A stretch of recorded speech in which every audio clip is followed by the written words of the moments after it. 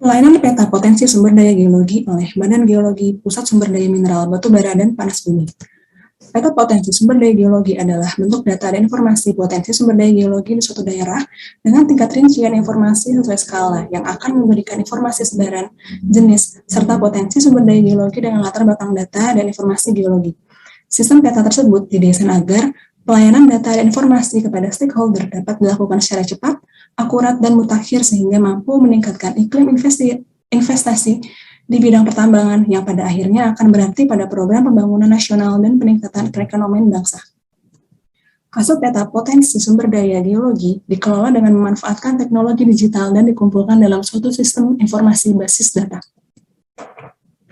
Proses bisnis peta potensi sumber daya geologi yaitu input, pengumpulan data dan informasi geologi mengenai lokasi terkait keberadaan sumber daya geologi di seluruh Indonesia, pemetaan lapangan sumber daya mineral, batu bara, dan panas bumi, serta kualitas dari masing-masing kelompok komoditi.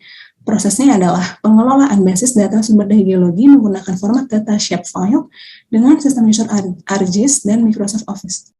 Lalu outputnya adalah peta potensi mineral logam, mineral bukan logam dan batuan, peta sebaran batuan pembawa logam, peta potensi batu bara, peta formasi batu bara, peta potensi bitumen padat, peta potensi gambut, dan yang terakhir ada peta potensi dan lokasi panas bumi.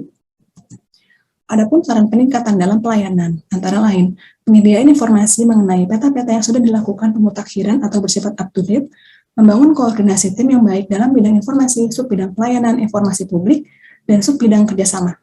Dan yang terakhir, selalu menjaga relasi yang baik dengan para stakeholder. Magma Indonesia atau Multi-Platform Application for Geohazard Mitigation and Assessment in Indonesia adalah aplikasi multi-platform dalam jaringan berisikan informasi dan rekomendasi kebencanaan geologi terintegrasi yang disajikan kepada masyarakat secara kuasi real-time dan interaktif. Aplikasi Magma mendapat input data dari Pusat Vulkanologi dan Mitigasi Bencana Geologi atau PVMBG serta institusi negara lainnya seperti Badan Meteorologi, Klimatologi, dan Geofisika atau BMKG. Selain itu, aplikasi Magma juga mendapat data dari database kebencanaan internasional seperti yang dapat dilihat di tabel berikut. Proses aplikasi Magma. Pertama, setelah membuat laporan data lalu dikirim, diverifikasi, dan divalidasi. Setelah itu, secara otomatis data multimode akan diolah ke dalam tampilan. Tampilan informasi tersebut bisa diakses publik dengan web atau Android. Selain itu, informasi tersebut juga bisa dibagikan ke sosial media melalui Magma Card. Feedback dan laporan masyarakat juga bisa dapat diberikan kepada aplikasi Magma. Output yang dihasilkan adalah informasi aktivitas gunung api, informasi abu vulkanik, peta kawasan rawan bencana, informasi kejadian gerakan tanah, informasi kejadian gempa bumi, press release, dan community reporting system. Evaluasi. Secara singkat, Magma secara positif dapat menerima laporan secara otomatis dan terdigitalisasi. Selain itu, Magma juga berhasil mendapat berbagai penghargaan. Secara negatif, Magma masih berfokus pada informasi gunung api, belum ada application programming interface, dan belum ada aplikasi untuk menampung laporan masyarakat. Analisis, evaluasi, dan saran pelayanan publik berbasis digital, layanan informasi dan investasi DJEBTKE atau Lintas di lintas.ebtke.esdm.go.id. Apa itu Lintas? Lintas adalah gerbang menuju energi bersih di Indonesia, dengan tujuan untuk memberikan layanan one-stop services kepada investor, pemangku kepentingan, dan masyarakat umum untuk mempromosikan energi ramah lingkungan di Indonesia. Input dari Lintas adalah permintaan informasi berupa informasi hukum, kepegawaian, dan lain-lain, pengaduan berupa pengaduan masyarakat mengenai pungutan liar, proses perizinan, dan lain-lain, dan green pages mengenai informasi mengenai pelaku usaha di subsektor EBTKE yang terdata di DJ EBTKE. Cukup mudah mengakses Lintas, yaitu dengan hanya men-scroll ke bawah dan mengklik beberapa bagian. Untuk scroll ke bawah, yaitu untuk formulir pengaduan masyarakat, permohonan informasi, dan data tiket maupun statistik. Sedangkan untuk klik hanya untuk green pages dan perizinan yang akan terhubung ke website Kementerian ESDM utama. Output dari website Lintas adalah tindak lanjut dari pengaduan dan permintaan informasi kepada unit terkait, yaitu Direktorat Teknis terkait. Beberapa evaluasi dan saran yaitu media pendukung yang tidak diperbaharui, dan sarannya adalah seharusnya diperbaharui untuk lebih relevan kepada kondisi sekarang. Yang kedua adalah data statistik yang hanya menunjukkan informasi untuk tahun ini dan bulan ini. Sarannya adalah menggunakan rentang waktu yang lebih lama. Yang ketiga adalah layanan informasi perizinan dihubungkan ke website utama KSDM sehingga tercampur dengan informasi perizinan subsektor lainnya. Sarannya adalah memiliki database alur perizinan subsektor sendiri agar informasi yang diberikan lebih terarah, jelas, dan detail. Yang keempat adalah tidak ditunjukkan presentase tingkat kepuasan pemohon informasi dan pengaju pengaduan masyarakat yang prosesnya telah diselesaikan. Sarannya menambahkan presentasi tingkat kepuasan sertifikat layak operasi SLO melalui web si Ujang Gatrik. Sesuai dengan UU 30 tahun 2009 tentang ketenagalistrikan, setiap instansi tenaga listrik yang beroperasi wajib memiliki sertifikat layak operasi atau SLO.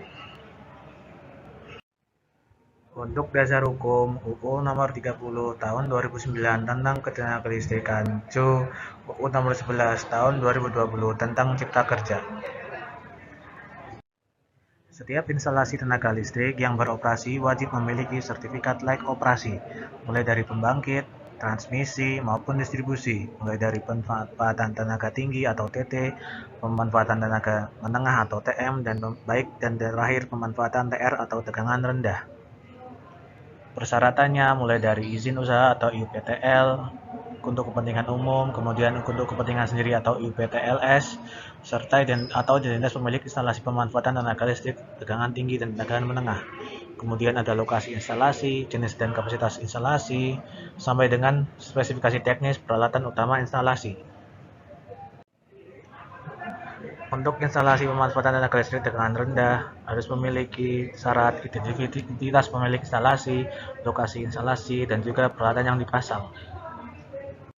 Tata cara permohonan SLO pertama yaitu mendaftar, yaitu membuat akun menggunakan alamat email yang valid.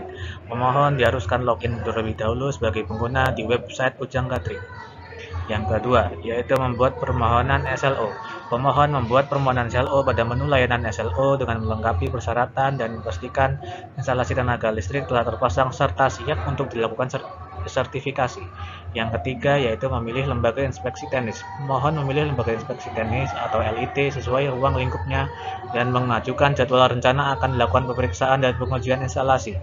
Yang keempat yaitu pemeriksaan instalasi. LIT menerima permohonan, pemeriksaan, kemudian akan memverifikasi data awal permohonan dan dapat berkoordinasi dengan pemohon terkait. Yang kelima yaitu verifikasi evaluasi hasil pemeriksaan. PJT yang ditugaskan melalui si Ujang Gatrik melakukan verifikasi laporan hasil pemeriksaan dan pengujian. Jika sesuai, PJT melaporkan hasil evaluasi kepada LIT untuk dapat dilakukan permohonan registrasi SLO. Jika tidak sesuai, PJT mengembalikan laporan pemeriksaan dan pengujian untuk diperiksa kembali. Yang keenam, yaitu registrasi. Ditjen Gatrik melakukan evaluasi terhadap permohonan registrasi SLO dan atau penerbitan SLO dari LIT. Dan untuk terakhir, pemohon akan mendapatkan SLO yang telah diterbitkan oleh KSDM maupun LIT terakreditasi. Saran peningkatan pelayanan yang pertama yaitu hasil pengujian dan pemeriksaan instalasi pemohon oleh LIT seharusnya menggunakan format laporan hasil pemeriksaan yang sesuai dengan pengujian yang sama antar lembaga inspeksi teknis atau LIT. Outputnya diharapkan hasil verifikasi oleh DJK dalam mendapatkan registrasi menjadi lebih cepat karena LIT menggunakan format laporan yang sama. Yang kedua, data kelengkapan laporan hasil pemeriksaan kesesuaian yang dilakukan oleh LIT sebaiknya berada pada database LIT tersebut. Output yang diharapkan yaitu saat pemeriksaan acak terhadap manajemen mutu LIT, maka laporan-laporan hasil pemeriksaan tersebut dapat dievaluasi secara utuh dan mudah.